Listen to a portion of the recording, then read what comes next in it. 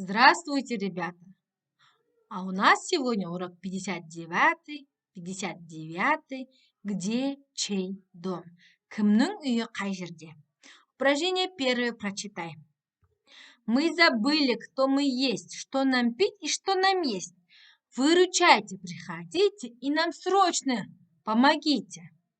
Біз дейді, бізге телеграмма келген екен, хат. Яғни, кімнің қай жерде тұру керектігін, кімнің қандай жануар екенін ұмытып қалдық. Келіп бізге көмектесіңіздер деген хат келіпті. Соған көмектесейік, жарайды ма? Ары қарай кетейік, жалғастырайық. Кто должен жить в ферме около дома? Үйдің қасында кім өмір сүру керек? Олар адамдарға қалай көмектеседі? Зоопаркте кім өмір сүреді? Зоопаркте не үшін қажет? Өзен не үшін қажет? Көл. Соның барлығына жауап беруіміз қажет.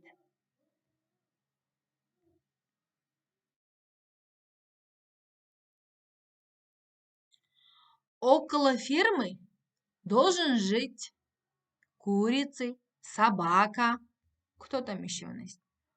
Петух. Как они помогают людям?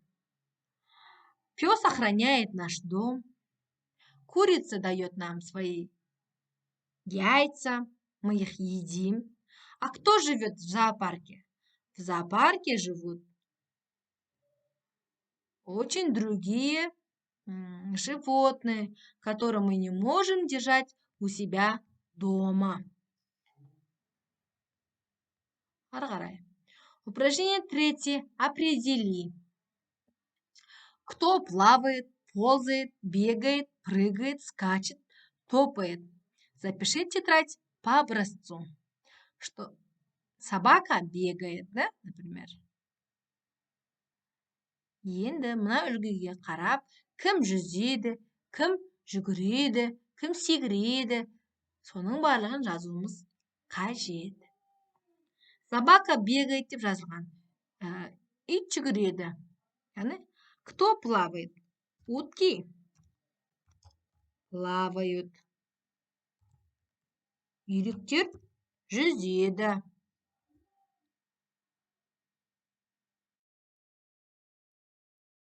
Ползает. Кто у нас тут ползает? Жорғалайтын кім? Бұл жерде бар ма жорғалайтын? Змея ползает.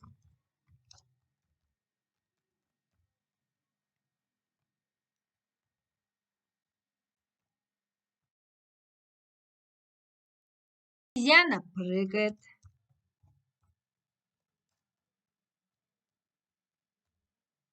Одан кейін.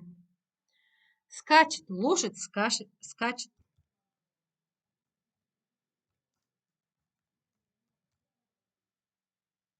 Мягкий знак болу керек мына жерде. Енді дұрыс болды. Одан кейін у нас топает. Медведь топает.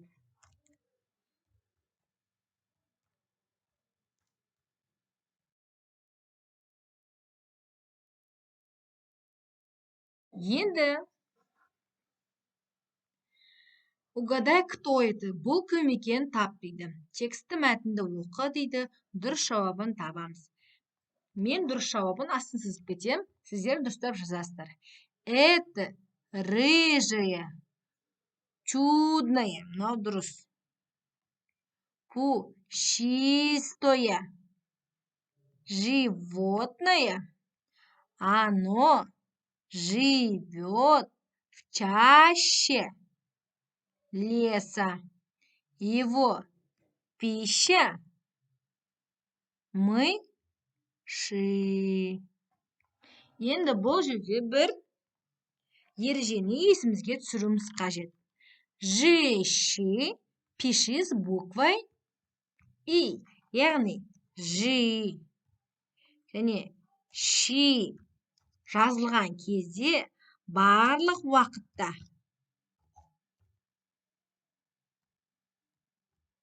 И әріпімен жазуымыз қажет. Бұл жерде қандай байқап тұрмыз ба міне? Ереже.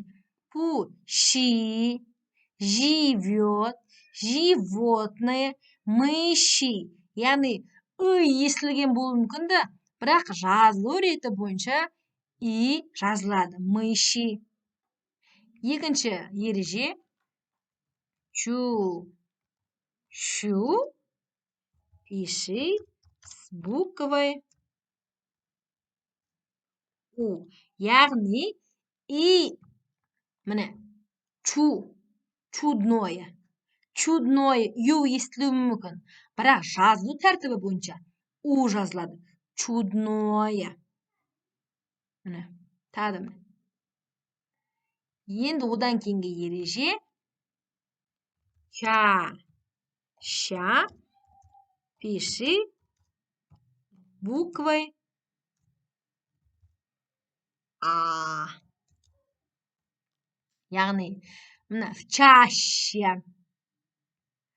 пища деген сөздердегі ереже осыған сәйкес келеді. Осымен бүгінгі сабақ аяқталды.